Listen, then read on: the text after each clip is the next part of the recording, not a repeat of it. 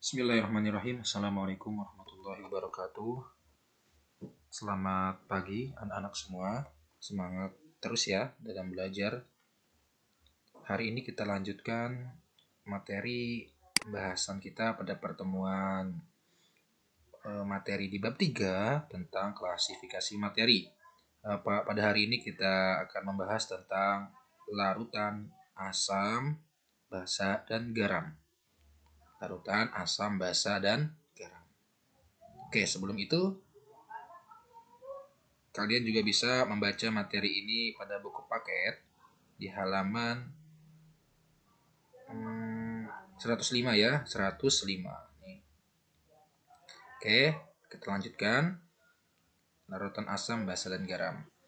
Pada pembahasan sebelumnya sudah dijelaskan bahwa contoh campuran homogen adalah larutan ya. Contoh campuran homogen adalah larutan. Nah, pada dasarnya larutan dikenal dalam kehidupan kita sehari-hari ada apa saja? Ada larutan asam, ada larutan basa, dan garam dalam kehidupan kita sehari-hari. Mungkin kalian sudah secara istilah ini kalian pasti sudah tahu apa itu larutan asam, apa itu basa, dan garam ya, bisa membedakan dari sifat-sifatnya. Bapak yakin kalian sudah tahu lah minimal apa itu asam, basa, dan garam. Oke, kita lanjutkan ya. Banyak dikenal dalam kehidupan kita sehari-hari. Contohnya apa saja, Pak? Oke, lanjut. Nah, perhatikan gambar. Ada yang tahu itu gambar apa? Ya, jeruk lemon. Jeruk ini termasuk salah satu buah ya, buah yang memiliki sifat asam. Jeruk ya, sifat asam. Lanjut ya. Lanjutkan. Nah, ini apa? Sabun ya. Sabun. Nah, sabun ini kita sering gunakan dalam kehidupan sehari-hari. Ini adalah salah satu contoh benda yang mempunyai sifat basa. Oke, sifat basa. Nah, dari dua contoh gambar ini ada yang bisa sudah mengambil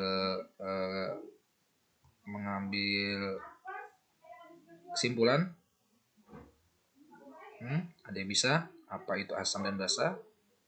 Dari mana kita membedakannya? Ya, tentunya dari sifat-sifatnya ya. Sifat asam pasti bisa beda dengan sifat basa. Kita lanjutkan. Nah, asam, basa, dan garam. Tujuan pembelajarannya hari ini kita dapat membedakan larutan asam dan basa. Bapak ulangi, peserta didik dapat membedakan larutan asam, basa, dan garam. Oke. Nah, kita cukup saja untuk bisa membedakan dulu ya apa itu larutan asam, basa, dan garam. Nah, pada slide selanjutnya ini perhatikan. Ini ada di buku paket ya kemarin tentang larutan. Larutan itu apa? Larutan itu termasuk contoh campuran homogen kemarin. Itu adalah hasil dari pelarut. Ada pelarut ditambah dengan ada zat terlarut. Larutan itu adalah campuran antara pelarut dan zat terlarut. Contoh, gula ya, misalnya kita masukkan ke dalam air, atau garam kita masukkan ke dalam air. Air itu sebagai pelarut. Nah, yang melarutkan.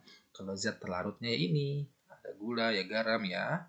Ketika dilarutkan, diaduk, maka dia menjadi campuran homogen. Apa kemarin homogen? Campuran yang tidak bisa dibedakan. Campuran yang tidak bisa dibedakan lagi. Karena dia tidak bisa terlihat, sehingga tidak bisa dibedakan. Maka disebut campuran homogen. Ketika sudah tercampur, tidak bisa dibedakan. Larutan ada asam, basa, dan garam. Pertama, oke. Nah, ini indikator asam dan basa. Apa itu indikator asam dan basa? Indikator asam dan basa itu adalah bagaimana kita dapat mengetahui sifat suatu larutan. Itu asamkah itu, basakah itu? Nah, Bagaimana kita bisa mengetahuinya? Nah, salah satu caranya kita menggunakan indikator. Indikator itu bagaimana caranya kita mengetahui suatu larutan itu bersifat basa atau asam. Jadi kita menggunakan suatu indikator. Oke, indikatornya apa saja untuk mengetahui sifat suatu larutan itu asam atau basa?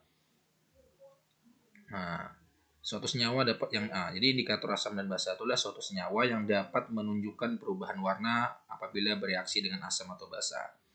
Biasanya indikator asam dan basa yang terkenal itu adalah indikator yang paling sering digunakan adalah indikator. Ini ada dua ya, indikator alami, ada indikator buatan. Yang paling sering digunakan adalah indikator buatan, itu adalah kertas lakmus biasanya ya. Nih lakmus, kertas lakmus bentuknya seperti ini, ada dua, ada yang berwarna merah, ada yang berwarna biru. Ada yang warna merah, ada warna biru. Ini ada larutan ya. Nah, ini ada larutan. Kita nggak tahu nih apa nih sifatnya basa atau asam. Cara menggunakannya bagaimana? Tinggal memasukkan kertas lakmusnya ini. Nah, kertas lakmus ini termasuk indikator. Indikator asam dan basa. Dia bisa menentukan suatu larutan itu asam atau basa. Dari mana? Nah, ingat ya caranya. Suatu larutan asam, dia akan merubah lakmus merah. Maaf, Bapak ulang. Suatu larutan asam, dia tidak akan merubah lakmus merah, tetap akan berwarna merah ketika dimasukkan. Oke, jadi lakmus merah ketika dimasukkan ke dalam suatu larutan, dia akan tetap berwarna merah jika larutan itu asam. Artinya apa? Larutan asam itu dia tidak merubah lakmus merah. Namun ketika kita masukkan lakmus biru, nih kertas lakmus biru warna biru ke dalam suatu larutan asam, jika larutan itu asam maka dia akan merubah lakmus biru menjadi merah. Jadi satu kertas lakmus biru berubah menjadi merah jika itu asam. Kebalikannya, basa dia tidak merubah lakmus biru. Jika lakmus biru kita masukkan ke dalam larutan, dia akan tetap biru. Lakmus merah ketika lakmus merah kita masukkan, maka dia akan berubah jadi biru. Jadi larutan basa dia merubah lakmus merah menjadi biru. Oke, sekarang kita lihat. Nah, ini sudah dimasukkan ya. Nih dimasukkan. Pada gambar pertama, lakmus merah ketika dimasukkan berubah jadi biru. Ternyata nih lihat ujungannya ketika kena larutannya.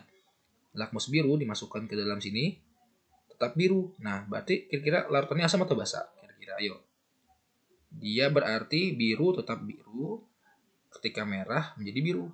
Apa tadi kuncinya? Kuncinya jika merubah, ada di buku ya. Ada di buku. Kuncinya mana ya? Nih. Mengubah kertas lakmus biru menjadi merah itu adalah asam. Nah, di halaman 106. Merubah kertas lakmus biru menjadi merah. Kalau basa, mengubah lakmus merah menjadi biru. Nah, kita lihat.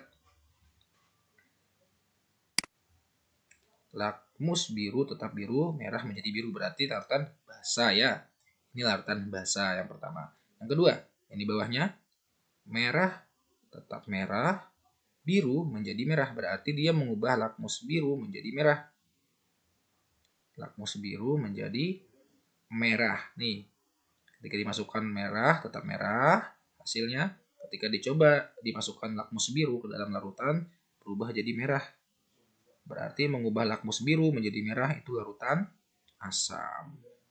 Ya, larutan pertama itu basa ya. Nah, kedua ternyata ini asam. Nah, begitu cara mengetahuinya dengan cara lakmus. Kertas lakmus, indikator. Nah,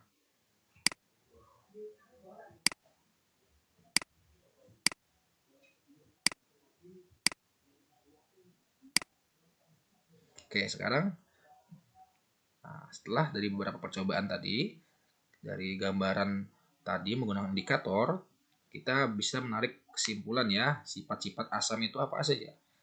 Pertama, pasti rasanya asam. Rasanya asam, tapi tidak boleh ya dicoba kecuali dalam makanan. Jadi sifatnya asam. Tidak boleh kita coba dengan langsung, misalnya ada sesuatu cairan larutan langsung mengetahuinya ini asam, langsung dijilat aja, langsung dimakan, nggak boleh. Kecuali itu dalam makanan. Yang kedua, dia mengubah kertas lakmus biru, ingat di kuncinya, menjadi merah. Biru menjadi merah, maka dia sifatnya asam. Dapat menimbulkan korosi. Korosi itu adalah perkaratan ya, berkarat.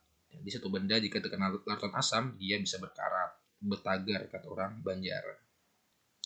Lanjut ya. Sifat basah, terasa licin di kulit. Oke ya. Seperti tadi sabun mandi, sabun cuci piring ya. Itu sifatnya basah, dia sifatnya terasa licin di kulit. Rasanya pahit. Nah, kalau rasanya asam, kalau basah rasanya pahit. Oke.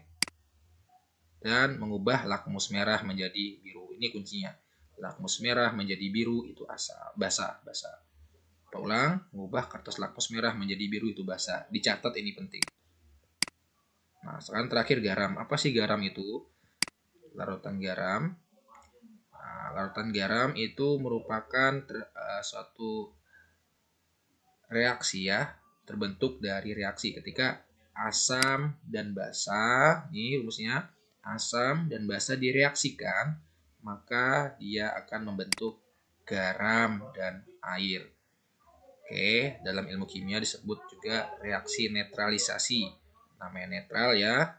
Maka dia, larutan garam ini kalau kita celupkan lakmus merah dan biru, dia tidak akan mengubah warna. Tidak akan mengubah warna kertas lakmus merah dan biru. Jadi tidak berubah. Merah ya tetap merah, biru ya tetap biru. Ketika dimasukkan, dia tidak mengubah kertas lakmus. Ingat itu ya. Tidak mengubah kertas lakmus merah dan biru. Terbentuk dari reaksi asam dan basa. Jadi asam dan basa direaksikan, maka dia akan menghasilkan garam. Nih. Oke. Contohnya apa? NaCl. NaCl itu apa? Garam dapur.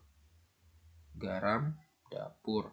Ini terbentuk dari reaksi apa? Reaksi ini senyawa HCl, asam klorida, dan natrium hidroksida, NaOH. Ketika HCl ini asam,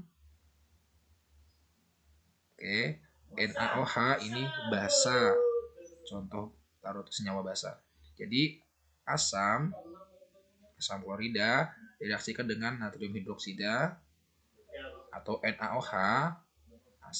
Ini asam ya, kamu cukup tahu NaHCl ini asam, NaOH ini basa. Nah, dia ketika direaksikan menjadi NaCl, ini garam dapur, senyawa natrium klorida. Garam dapur yang sering dipakai di dapur ya, garam dapur. Dan air, H2O atau air, hasilnya reaksinya. Jadi garam itu intinya di sini menunjukkan bahwa garam terbentuk dari reaksi asam dan basa. Oke.